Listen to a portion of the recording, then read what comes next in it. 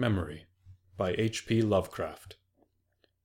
In the valley of Nis the accursed waning moon shines thinly, tearing a path for its light with feeble horns through the lethal foliage of a great upas tree.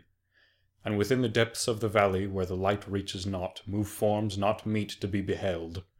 Rank is the herbage on each slope, where evil vines and creeping plants crawl amidst the stones of ruined palaces, twining tightly about broken columns and strange monoliths, and heaving up marble pavements laid by forgotten hands.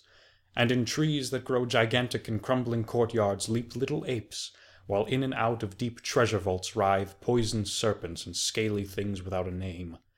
Vast are the stones which sleep beneath coverlets of dank moss, and mighty were the walls from which they fell.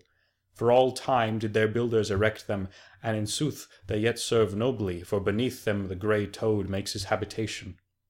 At the very bottom of the valley lies the river Than, whose waters are slimy and filled with weeds. From hidden springs it rises, and to subterranean grottos it flows, so that the daemon of the valley knows not why its waters are red, nor whither they are bound. The genie that haunts the moonbeams spake to the daemon of the valley, saying, I am old and forget much. Tell me the deeds and aspect and name of them who built these things of stone.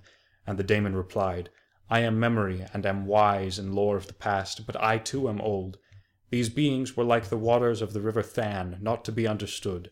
Their deeds I recall not, for they were but of the moment. Their aspect I recall dimly, for it was like to that of the little apes in the trees. Their name I recall clearly, for it rhymed with that of the river. These beings of yesterday were called man. So the genie flew back to the thin-horned moon, and the daemon looked intently at a little ape in a tree that grew in a crumbling courtyard.